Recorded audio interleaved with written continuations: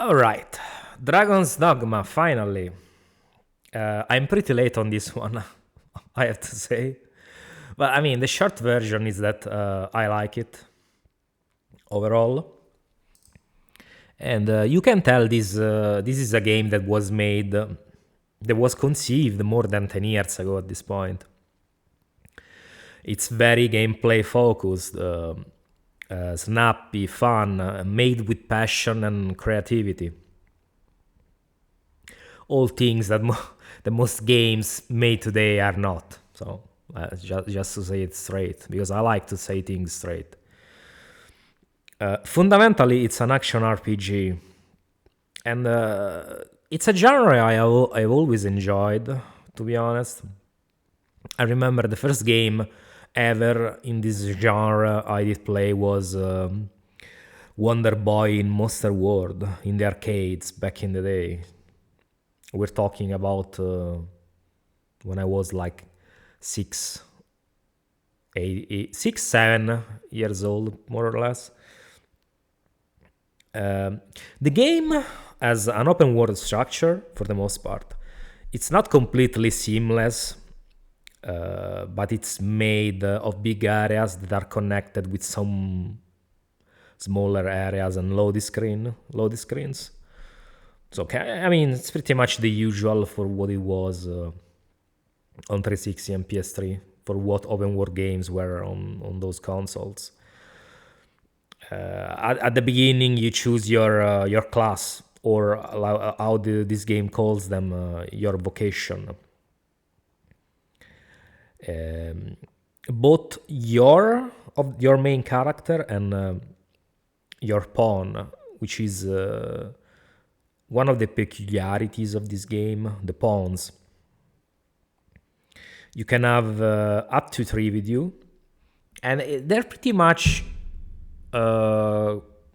companions controlled by the game AI. So you're basically in the game, you'll have a party. You can have up to 3 pawns, I think. So it's the party. It's you plus 3 pawns, which are controlled by an AI. And you can personalize your pawn with both aesthetically and in terms of movesets and so on. There's lots of vocations to try from what I've seen. Of course, some are gonna be more viable than others. There's pretty much a tier list of the vocations. You can also control the behavior of your pawn by telling them how to act in battle and so on. The game structure is also similar to your average RPG. You have quests, main quests, secondary quests, dungeons, or so on, all that stuff. If you're not careful, though, you can skip quite a few quests, because this is one of those games that don't really tell you everything. So you'll have to explore to figure out some stuff. Which, I mean, it's fine. I think it's, if a game encourages you, incentivizes the exploration, is always a good thing, as long as it's done properly and not in a shitty, badly designed way, which I don't think is the case with this game. I mean, like I was saying, the game definitely like promotes exploration to find better gear, quests, and also leveling up your character and also your pawn. One of its weakest points, though, I think, is definitely the way the stamina is managed. It regenerates a bit slowly, and when you run in the open world, it drains quite fast. You can help yourself with some items to recover it, like mushrooms.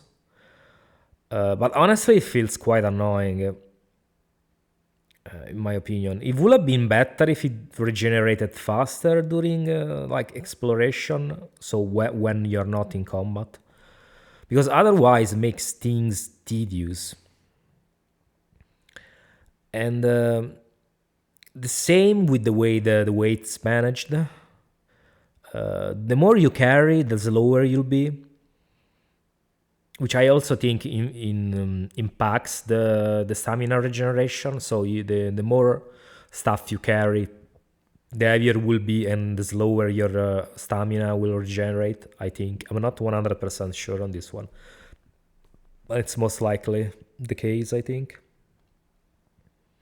But yeah, so you can't really carry much with you unless you wanna go super slow, like turtle speed. I mean, but at least it is kind of balanced enough because you can use your other 3 pawns as carry mules. So you can dump some of your stuff if you're roaming around exploring. You can dump some of your stuff on your pawns. So also there is no fast travel at the beginning. It only unlocks after a bit. The good thing about fast travel is that you choose where you put your rift stones, which are pretty much the stones to which you can teleport. So you put rift stones in the most strategic points, in the most strategic locations in which require you the lead, in which they will make you go back the least amount of times possible. But that's only something you will know in your second playthrough or in your new game plus, because in the first time you play, you really don't know. Probably you won't know which are the best positions for the rift stones, so that you can teleport optimally and explore and travel with the shortest possible distance between one point and the other. The enemies are varied and interesting from what I've seen. The big ones have their own ideal strategies to be defeated. So there's stuff like drakes, hydras, evil eyes, griffons, chimeras, cyclops, and so on. As for the rest, the basic enemies will respawn every time you go back to a location. So you'll be fighting the same wolves, goblins, zombies, bandits, and so on most of the time. This changes at some point though, and you'll instead face upgraded version or just straight up stronger enemies at some point in the story, which I won't spoil. I'll try not to spoil anything in this video, just in case people haven't played it. And I have to say, when it comes to the enemies, some of them will require you to level up quite a bit before you can even make a dent on their health pool, especially in the DLC Bitter Black Island. In that place, almost every boss is a damage sponge. It's fucking insane. I know the game advises you to go there only when you're leveled up quite a bit, but honestly, like it's fucking ridiculous. You can level up your equipment and weapons, which helps for sure. But it's not always easy to find the right materials for each object or weapon. So sometimes you for example, there's a few weapons I wasn't able to upgrade. Because I really don't know where to find the materials. But at least you can still upgrade them by slaying drakes. Because if you slay drakes, there is a chance that all the equipment or at least some of the pieces of equipment you're carrying, weapons included, will level up to the max, which is a process called dragon forging, I think. So there is a chance that your weapon or armor or whatever will get dragon forged after you slain a drake or a dragon.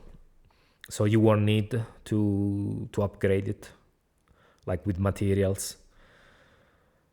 So at least that's good, because it's an alternate way to upgrade your stuff. And what else to say? Another good thing I like is that the game clearly gets some inspiration from Berserk.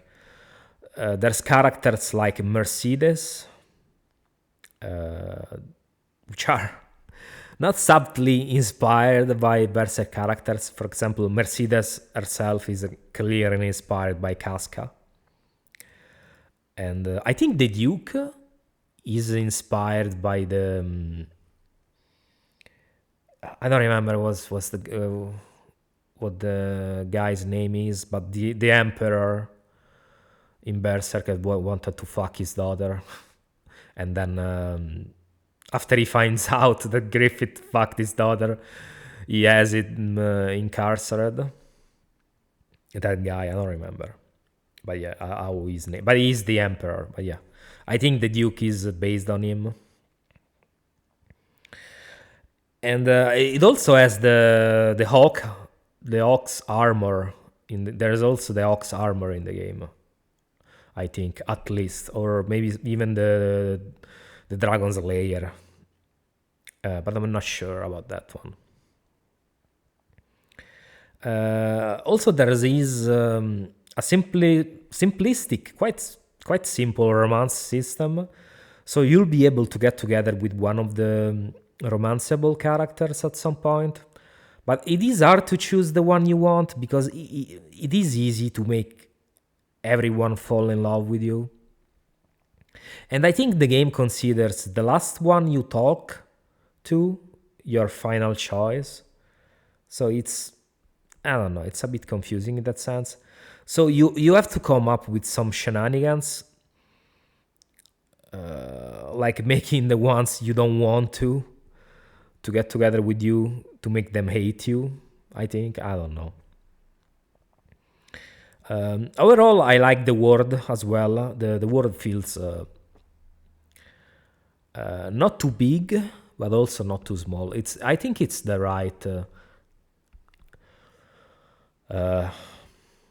like the right dimension.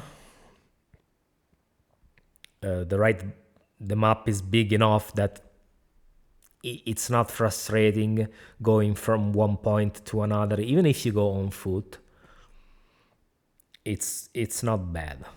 The world is not huge like in some other modern games, which are full of fillers. Like if you think of Ubisoft games, yeah, those kind of games, yeah, I don't think this game is like those ones. The world is definitely more interesting, and I personally definitely recommend the game. It's cheap as fuck as well, so give it a try if you like action RPGs and have never played it, because it's not perfect by any means, but it's still plenty of fun. It has unique mechanics. The gameplay is fun. The combat is fun. You can tell this was made by a Japanese company, like by Capcom when it was still a Japanese company. Because you can see also some of the moves that kind of remind you of Devil May Cry, but yeah, I definitely recommend it. So, and also, like I said, it's cheap as fuck. I think I paid like $4 for it. So it's Dragon's Dogma Dark Arisen, which is the base game plus the DLC. So I definitely recommend it. So give it a shot, because it's probably one of the best games made in the last 10 years. Even though I think it did release a little bit earlier than 10 years. But the PC version came out like in 2016, 2017. So yeah, play it on PC if you can. But yeah, this is it for this video. Let me know your thoughts on Dragon's Dogma. Maybe the sequel as well, but I don't think I'll play it anytime soon. And I'll see you in the next video. Bye bye. And also subscribe, because I mean, click that subscribe button, please. Okay, thank you. Bye bye.